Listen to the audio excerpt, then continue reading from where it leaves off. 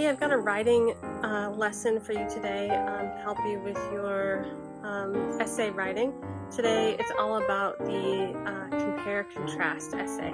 So this lesson will teach you about how to organize this type of essay, and it'll give you some examples of outlines that you can use, and it'll walk you through some of the techniques to use, and also give you a resource that you can use to better prepare to write this essay. All right, let's get started. Compare-contrast essay, speaking with Steph. What kinds of writing assignments would ask you to compare or contrast something? Compare-contrast essays are commonly assigned in high school and college classes.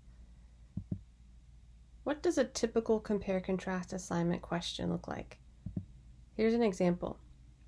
Some people like living in big cities, others prefer small towns. Compare or contrast these two choices. Which one do you prefer? Support your answer with specific details.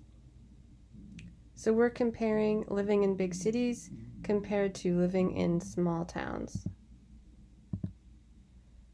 What should you include in your essay? If you're making a comparison, discuss the similarities. Example, big cities and small towns are alike because they both have amenities like electricity. If you're going to compare and contrast, you would discuss similarities and differences. For example, big cities and small towns are alike because they both have amenities like electricity, but they're different because big cities are densely populated. Densely populated means that the population is very large and that there are a lot of people per square foot in the city. What about a contrast? Only discuss the differences. For example, big cities and small towns are different because big cities have smaller housing options than small towns. So apartments compared to single-family homes. How do I organize this essay? There are two ways to organize it: point by point and block method. Let's look at these a little more closely. The point by point method. Here's what the compare-contrast thesis would look like. Big cities and small towns have several similarities and differences, including infrastructure amenities, population density, and housing options. The point-by-point method. 3 points to develop in comparing big cities and small towns. These are the 3 things that we talked about in that thesis statement: infrastructure amenities, population density, and housing options. Here's what an outline might look like.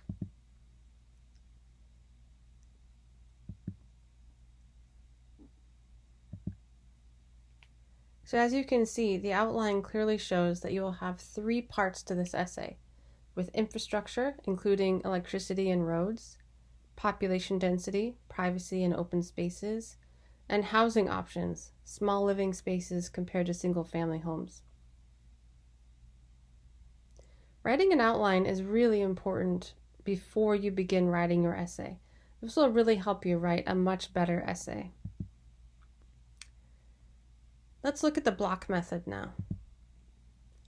Notice how our thesis statement is actually the same as the previous one, but the way that we're going to organize it is a little bit different. Here's an outline.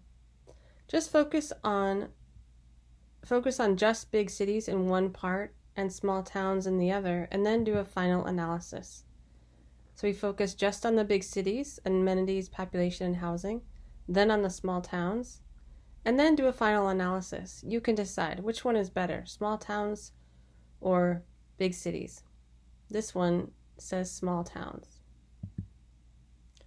Make your own voice clear in your comparison.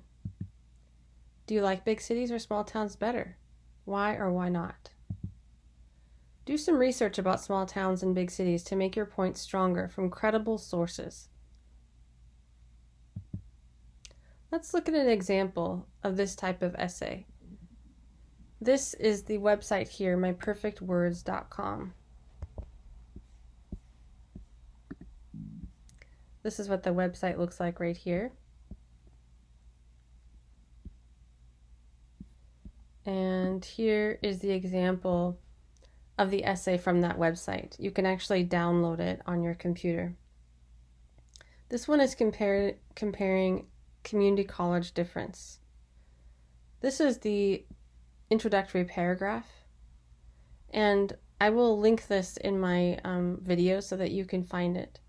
Let's look at the thesis statement here so we can see the thesis statement. It's actually at the end of the introductory paragraph, which it normally should be.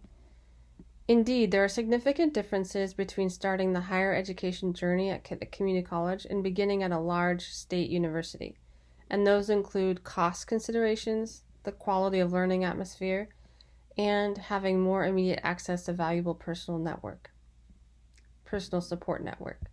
So notice how that these three things that are listed here in this thesis statement will be what we see in the topic sentence of each of these body paragraphs. So the first one is about costs. The next one is about the learning atmosphere. And then the final one is about the support network. Okay? So this is a really good example of how to write a compare-contrast essay. Notice how we have a concluding paragraph here, and we restate the thesis, and we give some thoughtful information. This document also has an analysis of this essay, so it's really helpful to see how to analyze this essay. I'll link this in my video so you can see it more clearly. As I said, make your voice clear, do research, and let me know if you have any questions and comment, and I'll respond back to you. Thank you.